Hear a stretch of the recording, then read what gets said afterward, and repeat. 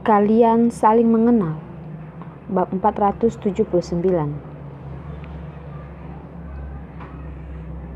Setelah memikirkannya, Carson berkata,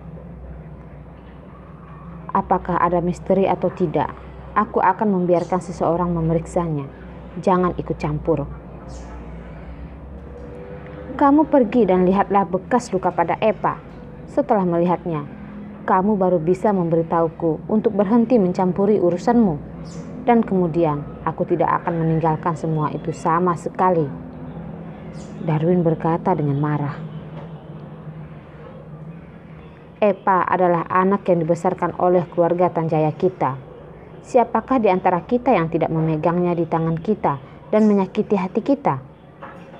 Carson memandang Darwin dan berkata lagi, "Darwin, aku mengerti bagaimana kamu ingin marah kepadanya. Tetapi jangan mengacaukan rencanaku." "Aku akan mengacaukan rencanamu." Ketika Darwin mendengar ini, amarahnya naik. "Abraham, kapan aku mengacaukan rencanamu itu? Sial. Jika aku memintamu untuk berhenti ikut campur, kamu harus dengarkan, bahkan jika itu sangat membantu bagiku." Carson berbicara tanpa ampun kepada paman kecilnya. Darwin mencibir. "Ingin membuat aku berdiri dan tidak memikirkannya, jangan harap." Carson memandang Darwin dengan murung dan berkata lagi, "Epa adalah anggota keluarga Tanjaya. Orang-orang itu menyakitinya. Bagaimana aku bisa diam saja?"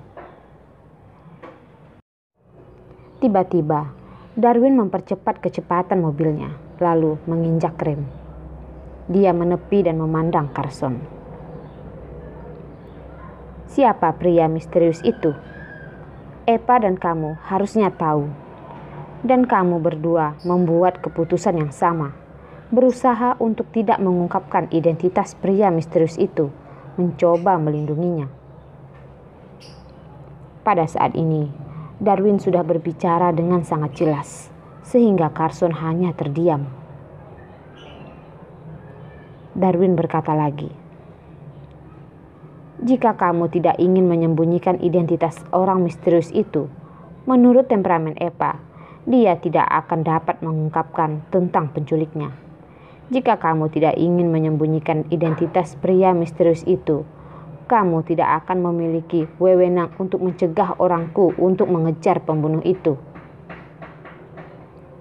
Carson berkata, "Seperti yang sudah aku katakan, aku akan menangani ini. Aku akan memberi Epa penjelasan tentang orang misterius itu." Darwin memukul setirannya dengan keras lalu meraung, "Abraham, aku hanya ingin tahu siapa orang misterius itu. Aku tidak harus berurusan dengannya. Aku khawatir kamu akan berada dalam bahaya lagi. Apakah kamu mengerti?" Carson masih berkata dengan acuh tak acuh, "Ya, aku tahu." Darwin menjerit lagi, "Kamu berani membawa Arila ke pulau tak berpenghuni sendirian. Siapa sebenarnya pria misterius itu?" Carson mengenal Darwin, dan Darwin mengenal Carson. Pria misterius itu pasti sangat penting bagi Carson, yang bisa membuat Carson begitu mudah jatuh ke dalam lubang yang mereka gali. Setelah Epa diselamatkan, Epa menggertakkan giginya dan menolak untuk mengungkapkan informasi sekecil apapun tentang penculiknya.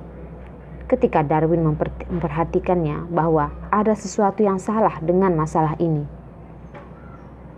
dia memeriksa semua pelaku yang ada di sekitar mereka dan tidak menemukan sesuatu yang aneh. Bahkan, dia mengirim seseorang untuk memeriksa saudara lelaki Arila, Perdian. Epa ditangkap pada hari ulang tahun Rila kecil. Perdian yang selalu mencintai keponakannya tidak muncul di pesta ulang tahun Rila kecil. Jadi dia mungkin telah melakukan sesuatu. Namun, fakta telah membuktikan bahwa Perdian sibuk dengan hal-hal lain di Kyoto selama periode itu, yang tidak ada hubungannya dengan kasus penculikan. Abraham, jika Eva dan kamu tidak ingin menyakiti pria misterius itu, akankah aku bersikeras melakukannya? Darwin benar-benar khawatir bahwa keluarga Tanjaya akan terluka lagi. Carson berkata, "Apakah kamu benar-benar ingin tahu?" Darwin mengangguk dengan keras. Carson berkata, "Kamu kembalilah dulu ke wilayah militer kota Pasir Bumi, dan ketika aku tahu, aku pasti akan mengirim seseorang untuk memberitahumu." Darwin sangat marah sehingga dia ingin meninju wajah Carson. "Carson, kamu?"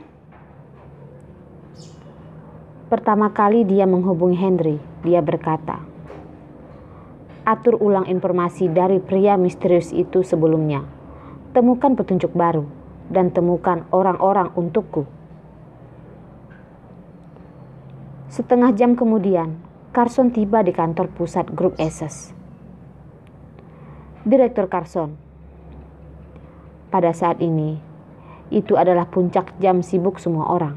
Ketika dia melihatnya muncul, semua karyawan membuat jalan untuk membiarkan Carson lewat. Carson mengangguk satu persatu sebagai salam. "Direktur Carson, Jenny dari Amerika telah tiba dan menunggumu di ruang tamu." Asisten baru Carson, Tamara, telah menunggu di pintu masuk lift. "Baiklah," Carson menjawab dengan lembut. Wajahnya dingin dan dia tidak bisa melihat emosi apapun. Tamara melanjutkan dengan mengatakan, "Setelah bertemu Jenny, masih ada pertemuan penting pada jam 9.30 yang harus Anda hadiri." Meskipun Tamara baru mulai mengambil alih pekerjaan Daipa untuk waktu yang tidak lama, dia tidak melakukan yang lebih buruk dari Daipa. Itu karena Carson memiliki asisten khusus untuk melatih sekretaris cadangan untuk waktu yang lama. Jika seseorang mengalami kecelakaan, orang lain akan dapat mengisi lowongan dengan cepat. Jadi, bahkan jika Tamara baru saja pindah ke Carson untuk waktu yang singkat, tetapi sudah terbiasa dengan temperamen dan metode kerja Carson, Carson tidak mengatakan sepatah kata pun. Dia tidak akan merasakan apa-apa. Masih dengan hati-hati melaporkan situasinya. Tamara melanjutkan, "Ada lagi, Prestir. Makan siang penting hari ini dengan Orange Sky Entertainment China." "Baiklah," jawab Carson. Lift terus naik. Tamara terus melaporkan perjalanan Carson hari ini. Ketika lift tiba di kantor CEO, laporan Tamara baru saja selesai. Carson memanfaatkan setiap menit waktu kerjanya, bahkan dalam lift. Carson pertama kali pergi ke ruang tamu untuk bertemu Jenny dari Amerika Serikat dan berbicara sekitar 20 menit. Setelah berbicara dengan Jenny, Carson segera menghadiri pertemuan jam 9.30. Ketua pertemuan itu adalah seorang jenderal yang telah bersama Carson selama bertahun-tahun. Dia tidak mengatakan apapun tentang kekuatan dan kesetiaannya kepada Carson. Pertemuan ini adalah tentang proyek baru tim mereka. Untuk membahas hasil akhir, Carson perlu membuat keputusan akhir yang terkait dengan ratusan juta investasi. Semua orang sangat mementingkan itu. Ketika Carson tiba, yang lain sudah duduk. Ketika mereka melihatnya datang, mereka semua berdiri untuk menyambutnya. Carson meminta semua orang untuk duduk dan kemudian kepada tuan rumah untuk memulai. Rencana ini sudah disiapkan sejak lama. Tuan rumah berpengalaman dan telah melakukan pekerjaan rumahnya sebelumnya. Ceramahnya juga sangat jelas.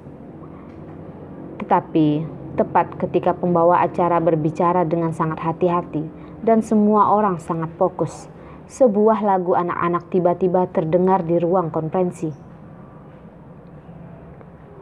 Mata semua orang hampir tertuju kepada Carson pada saat bersamaan. Tidak mengherankan bahwa sejak presiden mereka memiliki bayi, lagu anak-anak tiba-tiba terdengar pada waktu pertemuan. Lagu anak-anak adalah nada dering Carson, karena Rila kecil menyukai lagu Dua Harimau dan meminta ayahnya untuk mengubah nada dering menjadi lagu Dua Harimau.